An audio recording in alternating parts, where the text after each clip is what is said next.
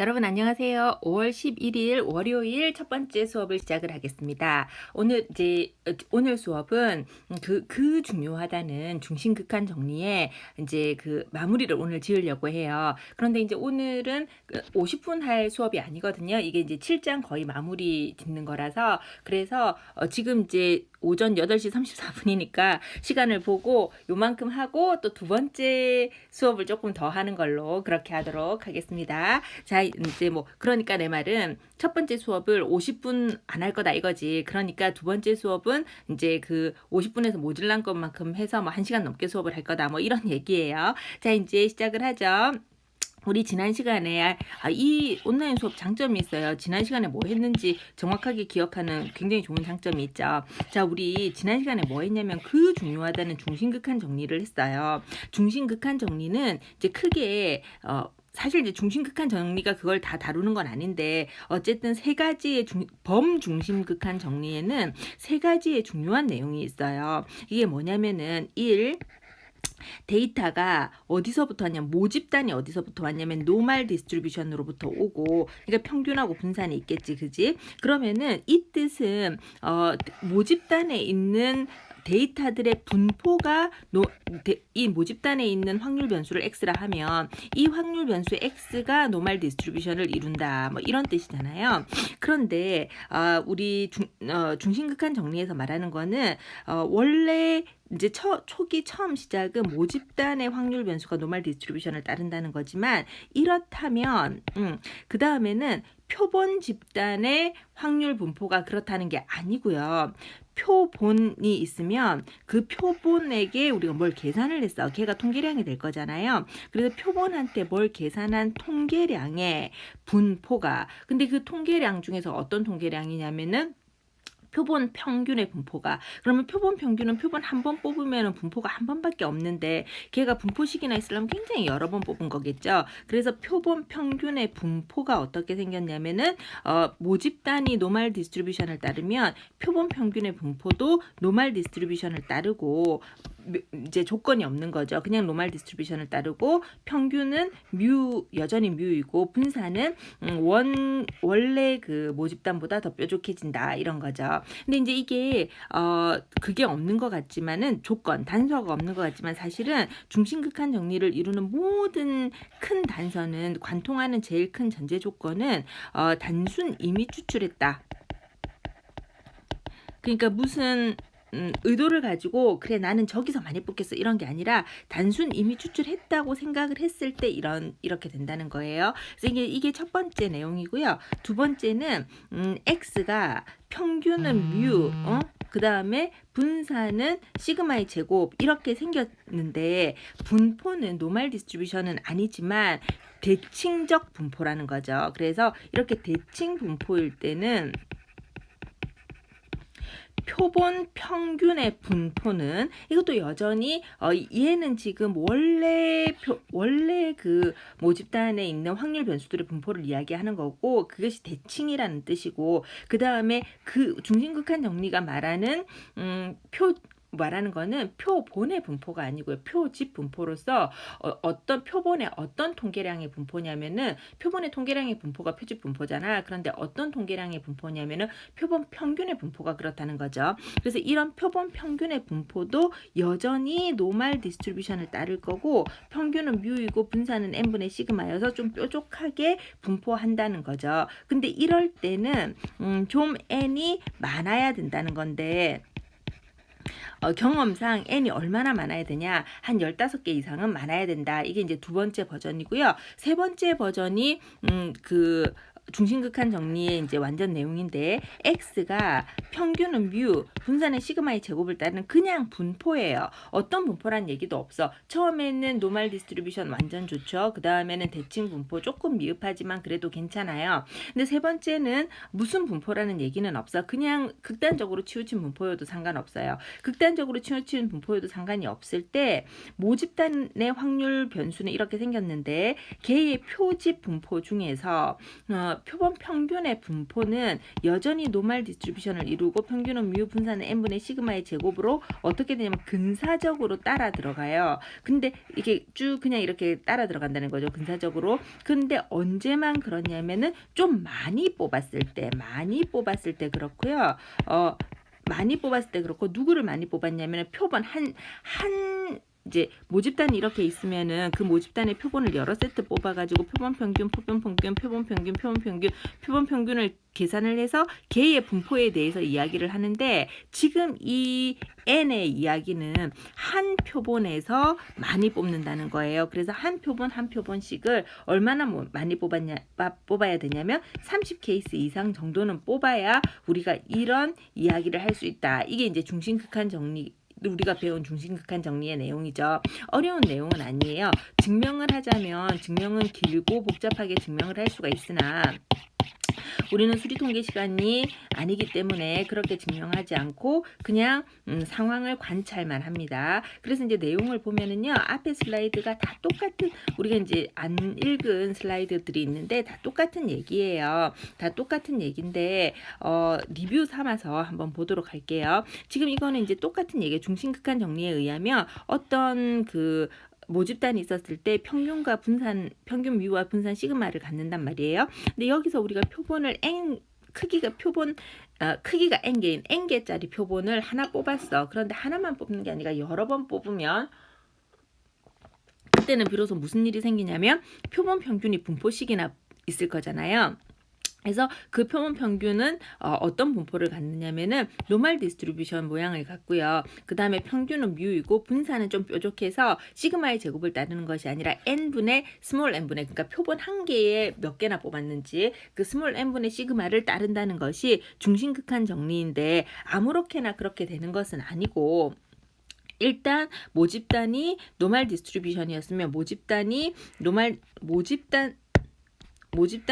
디스트리뷰션이면 개의 모집단이 노멀 디스트리뷰션이면 개의 표본 평균의 분포는 그러니까 표본의 분포가 아니라 표본 평균의 분포이지, 이 표본 평균의 분포는 여전히 노멀 디스트리뷰션을 따르는데 되게 조금 뾰족한 모양으로 노멀 디스트리뷰션을 따른다, 이런 이야기고요. 그 다음에 모집단이 노멀 디스트리뷰션은 아닌데 대칭인 분포야. 모집단이 노멀 디스트리뷰션은 아닌데 대칭인 분포예요. 그런 대칭인 분포라면 표본 평균의 분포는 노멀 디스트리뷰션을 따르는데 얘도 여전히 n분의 시그마의 제곱을 따라서 뾰족해지기는 하나 단서가 붙는데, 어떤 단서가 붙느냐면 좀 한 표본에서는 좀 많이 뽑아야 돼. 그러니까 이제 표본을 뽑을 때 한 세트씩에서는 많이 뽑아야 되는데 어느 정도 많이 뽑아야 되냐면 한 15케이스 이상 많이 뽑으면은 대칭 분포, 모집단이 대칭 분포로 왔을 때는 여전히 표집 분포 중에서 표본 평균의 분포는 노멀 디스트리뷰션을 따른다, 이런 거예요.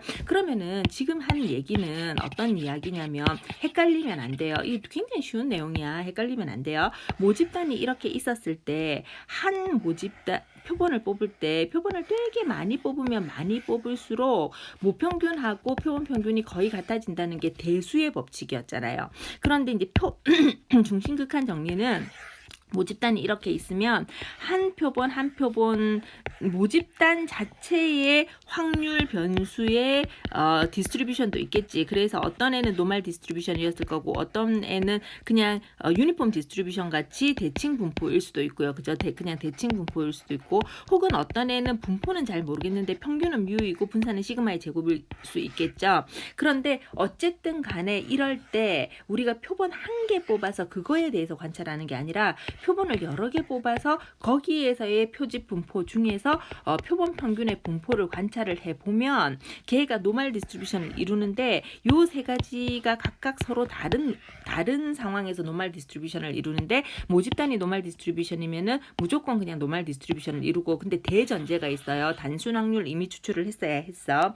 그 다음에 대칭이면은 한 15케이스 이상 뽑으면은 노멀 디스트리뷰션을 이루고요. 그 다음에 어떤 분포인지 잘 모르겠으면은 30케이스 이상은 뽑아야 해야 노멀 디스트리뷰션을 이루는데 이 15케이스, 30케이스 이런 이야기는 또 누구에 대한 이야기냐면 한 표본의 크기를 이야기를 하는 거예요. 그러니까 한 표본씩을 뽑을 때 30케이스 이상은 뽑아야 된다. 이런 이야기를 하는 것이 노멀 디스트리뷰션 중심극한 정리의 이야기죠.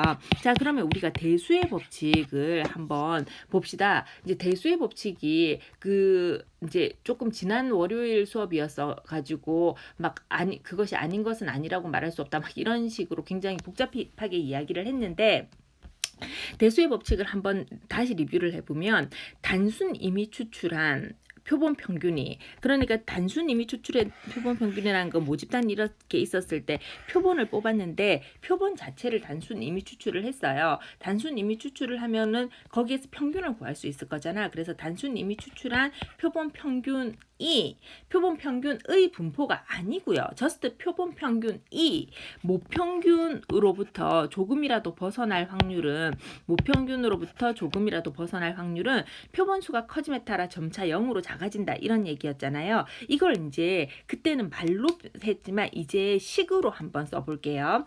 자, 표본이 있어. 근데 표본을 어떻게 했냐면 평균을 계산을 했어. 근데 표본 평균은 표본이 뭐 3개짜리였을 때 다를 거고 10개짜리였을 때 다를 거고 뭐 100개짜리였을 때 10,000개짜리였을 때 1,000개짜리 뭐 10만 개짜리였을 때 다 다를 거잖아요. 그래서 표본 평균이 표본의 개수에 디펜드돼서 표본 평균을 계산할 수 있다고 생각을 하면 표본 평균과 그 다음에 모평균의 차이의 절대값은 수학에서 입실론이라는 거는요. 임의의 값을 이야기를 하거든요. 근데 임의의 값 중에서는 특히 어떤 값을 대표하냐면 굉장히 작은 값을 이야기를 해요. 굉장히 임의로 잡을 수 있는 굉장히 작은 값. 그러니까 0으로 향해 가는 값을 우리가 입실론이라고 하거든요. 자, 표본을 뽑았어. 평균을 계산을 했어. 한 개만 계산할 거예요. 근데 표본의 개수에 따라서 다 다르게 계산이 되겠지. 그래서 표본 평균이 과 모평균의 차이가 진짜 조그만할 확률은 내가 표본의 개수를 엄청 많이 뽑으면 반드시 진짜 조그만해져. 그래서 반드시 0으로 수렴에 들어갈 거야. 이런 이야기죠. 이게 대수의 법칙이에요. 즉, 내 표본의 평균과 모평균의 차이가 거의 없을 확률은 표본수가 커지면 커짐에 따라 차이가 거의 없을 확률은 항상 반드시 차이가 거의 없어질 거야. 이게 이제 대수의 법칙이죠. 그래서 얘가 대수의 법칙을 설명을 하는 식이에요. 됐죠? 자, 그러면 이제 중심극한 정리라는 거는 모집단의 분포가 정규 분포가 아닌 경우에는 이제 단순 임의 추출을 뭐든지 단순 임의 추출했다는 가정이에요. 그럴 때 평균은 즉 기대값은 누구의 표본 평균의 기대값은 모평균하고 같고요. 그 다음에 표본 평균의 분산은 그러니까 표본 평균이 분산식이나 있으려면 표본 평균을 여러 번 계산해 봐야 되니까 여러 표본을 뽑아야 되는 거지. 그런데 이제 지금 우리 과목에서는 그렇게 중요하진 않지만 한 가지 알아둬야 될 거는 표본 평균은 이렇게 서로 인디펜던트하게 뽑는 건 아니고 분산식이나 있는 그러니까 표집 분포를 생각을 할 때는 표본은 여러 개 겹치게 이렇게 뽑을 수도 있어요. 근데 지금 우리 과목에서는 별로 중요한 얘기는 아닙니다. 어쨌든 그랬을 때 무한 모집단일 때는 표본 평균은 이렇게 표본 평균의 분산은 이렇게 생겼고요.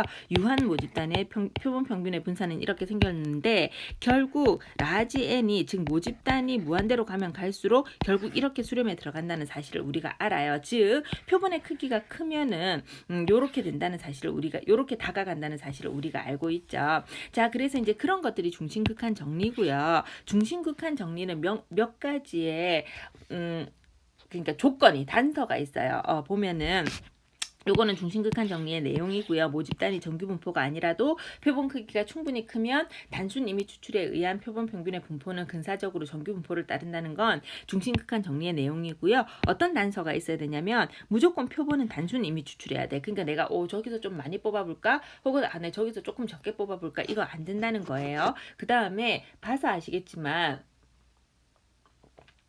그 주사위를 던지는 이산형이었을 때도 마찬가지고 그 다음에 지수분포 봤잖아요. 그래서 연속형 모집단에도 모두 적용이 되는 거죠. 그러면 많이 뽑는다는 거는 보통 어떤 것이 많이 뽑는 것이냐 하면 경험적으로 30케이스 이상 뽑으면 많이 뽑는 거라고 생각을 하는 거예요. 그런데 만약에 모집단의 분포가 완전 비대칭 분포가 아니라 대칭이면은 30케이스보다 작아도 정규 분포에 가까워지고 한 15케이스 정도 되면 정규 분포에 가까워진다고 경험적으로 알고 있어요. 그 다음에 비대칭이 크면 클수록 표본수가 많아야 되는데 이제 많다는 거에 미니멈이 뭐냐 하면은 30케이스 이상이다 이건 거죠. 그리고 통계학에서 제일 중요하고 제일 많이 사용하는 정리이다 이거예요. 그래서 이런 것들이 중심극한 정리의 내용이고요. 자, 그 다음에 중심극한 정리의 예를 볼 건데 중심극한 정리가 무슨 예가 있겠어요? 통계학에서 관통하는 모든 그러니까 프리컨티스트의 빈도론자들의 어떤 이론을 관통하는 중심 사상이겠죠. 근데 이제 이게 지금 이거 어디서부터 중심극한 정리의 예제냐 하면 요렇게 생각할 수 있다는 것 자체가 중심극한 정리의 예제거든요. 그래서 예를 한번 들어볼게요. 어떤 대학이 있어요. 한 건물에 엘리베이터 타면 그렇게 쓰여져 있잖아요. 최대 적재 하중 뭐 1140km 혹은 16명 이렇게 돼 있어요. 그런데 이제 어떤 이제 학생이 그 엘리베이터를 타고 이제 이런 생각을 해본 거예요. 와, 16명이 탔는데 1140km를 넘으면 어떻게 돼? 미국 같은 경우에는 비만 인구가 많으니까 그럴 수 있잖아요. 그래서 이제 그런 확률이 궁금했어요. 그러면은 모집단이 누구냐면은 그 엘리베이터를 탈 가능성이 있는 그 엘리베이터를 일단 타면 표본이잖아. 그러니까 엘리베이터를 탈 가능성이 있는 모집단이 누구냐면은 그 ABC 대학 구성원을 생각을 하는 거죠. 그 ABC 대학 구성원이라는 확률 변수가 움직이는 거는 몸 평균이 65kg. 그 다음에 표준 편차가 즉 분산은 10의 제곱 이렇게 이제 움직인다는 거예요. 자, 이렇게 움직일 때 우리는 어떻게 누구가 궁금하냐면 이 사람은 내가 표본을 뽑았는데 즉 엘리베이터를 탔는데 그 엘리베이터를 탄 사람들의 표본 자체의 평균, 몸무게의 평균. 그러니까 표본의 몸무게의 평균이 16명이 탔는데 1140km를 넘을 확률은 얼마가 되니? 이게 궁금한 거예요. 그러면은 요까지는 지금 뭘 한 거냐면은 그냥 문제가 시키는 대로 우리가 쭉 구성을 했잖아요. 근데 이거를 보고 우리 요거를 보면 이제 어떻게 하고 싶은 생각이 들어.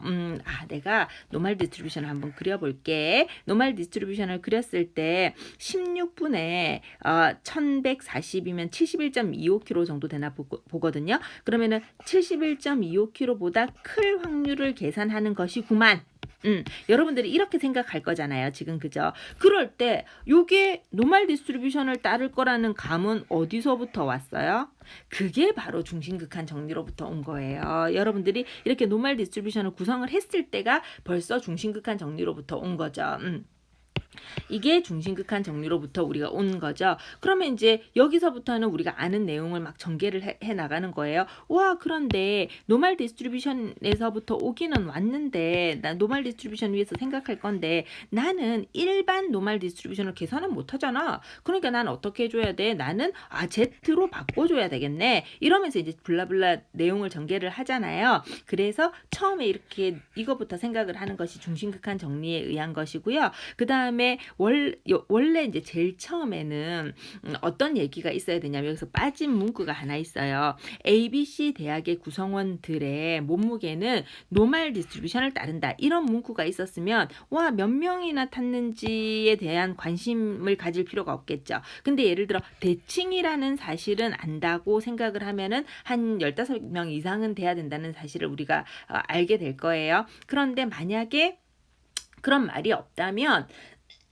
한 샘플에서 30케이스 이상은 뽑아야 되는 거죠. 그래서 지금 여기서 빠진 것은 적어도 대칭은 된다는 말이 빠진 거예요. 그래서 이런 것들이 우리가 이제 생각하는 초기, 그러니까 통계적으로 생각하는 사고의 처음이 사실은 노멀 디스트리뷰션에 기초를 하고 있다. 이런 이야기를 하고 싶어요.